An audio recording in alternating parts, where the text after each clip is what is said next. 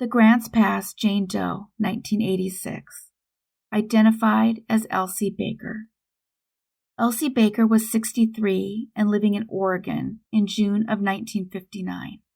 She used a wheelchair to get around her home in Josephine County, which is in the Rogue River area of Oregon. Not only did Elsie need the wheelchair to get around, the wheelchair was found still in her home when she went missing.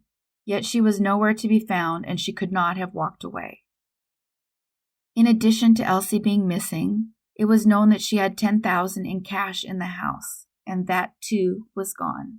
Additionally, this would mean, of course, that her friends and family all knew it was there. So it apparently wasn't a secret. And in 1959, $10,000 in cash was a lot. It's equal to the buying power of $102,807 today. It was a huge amount of money. Her friends missed her and they called the police. They were originally concerned that because of her health, something had happened and she was in crisis. She lived alone, as she and her husband Frank had moved to Idaho from Oregon, but Frank filed for divorce from Elsie in May of 1955, and Frank himself passed in November of 1958. So this left Elsie living alone, though she had a nurse who helped her out with some of her health needs. When the police arrived at her home, they found everything in order. The only thing missing was Elsie. There was no sign of a struggle at all, and there were a lot of reasons for her friends to worry, as Elsie was fighting cancer and struggling with other health problems. So life wasn't very easy for Elsie. No one believed that Elsie left on her own, which is, of course, supported by the fact the wheelchair was there. The police would interview her nurse shortly thereafter, and it was the nurse who told the police that Elsie decided to go live with family out of state. This led the police to believe she'd left on her own accord and was still alive. But then her niece came forward. Her niece would learn many months later that her aunt had planned to visit her. Her Aunt Elsie had told her mom, Elsie's sister, that she planned on visiting. And when the niece visited her mother and found out this was a plan, she would realize that no one had heard or seen Aunt Elsie since. This made her suspicious, and she showed up in Idaho in the summer of 1959. She was unable to find any hint of what happened to Elsie. She traveled around Rogue River looking, but to no avail. That niece would then report Elsie missing, placing the report with the Medford office of the Oregon State Police on September 1st, 1960. It's unclear where her daughter and grandchildren were living at the time, but definitely not there. It's known that she had one child, who gave birth to 9 children of her own. Elsie was also from a large family, so there were a lot of relatives, but none living nearby. The circle of who knew about the money could be pretty large between friends, family, and the nurse. Just by the way this plays out, it seems she probably wasn't close to any of her family members at the time, as no one else reported her missing. A newspaper article published in 1960 would outline how suspicious her disappearance was.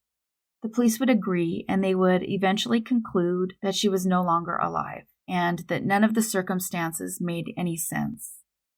The police would interview family, friends, and no one had talked to her.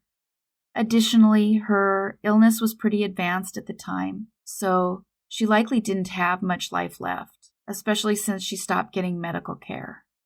Her family and friends did what they could to keep the word out there. From that article, it would say, Mrs. Elsie Marie Campbell, a slight little woman with tinted red hair, was last seen around her home at 4890 South Pacific Highway, Grants Pass, Oregon, between June 6th and June 13th, 1959. The state police know that she couldn't have left unassisted. It was disclosed that he had sold her home and her car the year before. This is how she'd raised the cash. When she sold the home, she withdrew all of the money and kept it at her house. Her friends and family did what they could to push the case into the news.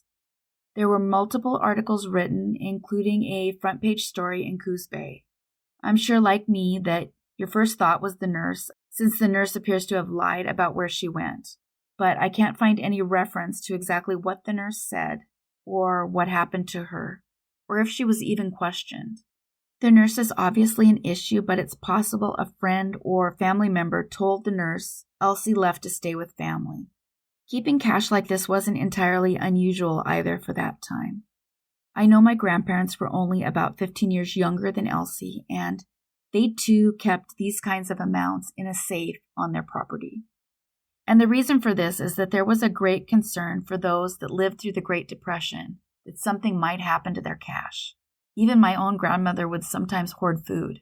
They were always worried about what would happen, so it wouldn't be unusual. But unfortunately, keeping that money there may have been what caused this.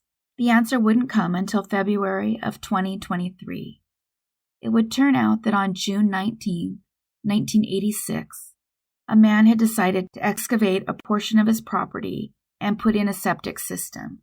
And this was at a rural home in Grants Pass, Oregon, which was about 30 miles away from Elsie's home. When he'd bought the home, which was about 12 years prior, he had noticed that there was a depression in the ground. He and a friend and his 9-year-old daughter were digging in that area in order to place the septic system. And now we know why it was depressed. He got about 4 feet down and he discovered the skeletal remains of a woman. The daughter remembers her dad picking up the skull, and he thought his friend was playing a joke on him. It wasn't until the owner called the police that the friend believed it wasn't a joke. Upon examination, they would determine she was around 5'2" or 5'3" and elderly. There was wear on her dentures, and she had a degenerative joint disease. They believed she'd been there about 15 to 25 years. The detectives worked the case off and on for years, but there were no leads. It appears they either didn't or couldn't match with any missing person reports from the area. Although, of course, we know that Elsie was reported missing. That said, it's important to point out it seems like a lot of the paperwork went missing throughout this time. And of course, there were no computers that would keep the data forever. Her remains were eventually sent back and forth between multiple organizations. They would eventually land in storage with the Oregon State Medical Examiner. It's unclear why they didn't realize it was Elsie, given she went missing from that area, but it's also important to note that 27 years separated the time she went missing to the time they had those bones at the medical examiner's office. In 2016, a bone sample was sent to the University of North Texas Center for Human Identification. But unlike so many does before her, the sample was too degraded with bacteria to process and upload into CODIS. Despite the advances in technology, they just couldn't do it. They would try again 2 years later in 2018, and they got a little bit better result, but only a partial DNA profile was able to be drawn up. They would need to use a grant and submit it to Parabon Nanolabs. Parabon began with phenotyping, so they knew she had brown hair and hazel eyes. And she was of northern to southeastern European descent. So able to determine they would likely be a good candidate for advanced genetic genealogy. Things were finally beginning to happen. By June of 2022, they had numerous leads to follow in the case, leading to genetically close relatives that would lead to a family of 9 children raised in Nez Perce, Idaho. They were pretty sure that their Jane Doe was one of those kids. The 6 girls in the family were Ethel, Clara, Edith, and Lydia, all of whom had documented lives and deaths, except for Clara. They were lucky because there was actually a lot of genealogy research publicly available done by multiple family members, and it would lead to Clara's treatment records, showing that she was last seen by a doctor at Josephine General Hospital in Grants Pass, Oregon, in June of 1959. This would, if correct, mean she disappeared around June of 1959. Thankfully, one of Elsie's grandsons had a full family tree online. They would do the DNA. We now know it was, in fact, Elsie Marie Baker, who had been buried in that area. And the way they do that is by how many centimorgans of identical autosomal DNA match. In this case, it was 1,621 centimorgans. There was also 178 centimorgans on the X chromosome. If anyone is unaware of how these percentages work, I thought maybe it might be interesting to demonstrate from my own results. I included info on the centimorgans from GEDmatch, along with my 23andMe results, so you can see how many there are in my relations. Because my mother and daughter are also in GEDmatch, that's why those are the ones showing here. You can see the total centimorgans for my mom is 3,568. For my daughter, it's 3,561. For Elsie, the match was 1,621 and 178.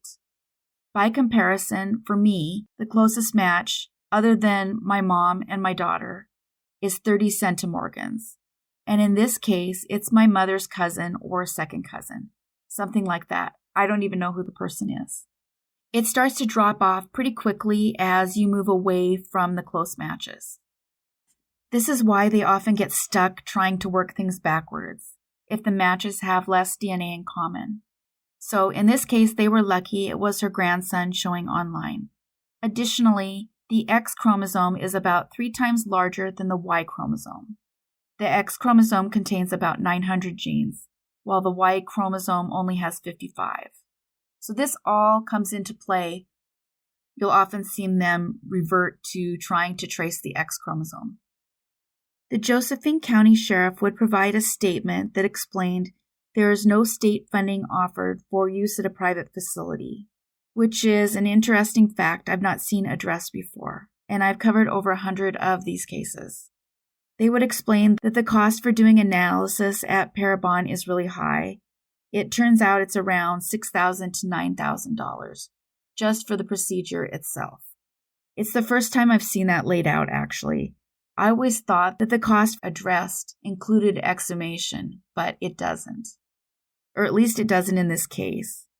It also explains why it's so slow in processing older identifications. Obviously, it's very involved if it costs that much and takes months to do. The sheriff in this case obtained a grant from the Oregon State Medical Examiner's Office. When authorities came to the scene almost 30 years ago, after the 1959 search for Elsie. When Elsie was found, they found some fabric that was believed to be from a dress, a set of dentures, and 2 rubber stopper-type implements that were later determined to be from a walker or crutches. This case would cause the medical examiner's office to take an inventory of all still unidentified human skeletal remains, and they counted more than 120, not all of which they knew were there. That's what's really disturbing about these cases, too. They keep finding them in places like universities and offices. And of course, many were buried, sometimes in graves that weren't marked. To their credit here, once they discovered the 120 remains, they worked tirelessly to get them entered into NamUs to try to find names for these missing people. This was when the medical examiner's office applied for and would receive a $405,000 grant from the National Institute of Justice.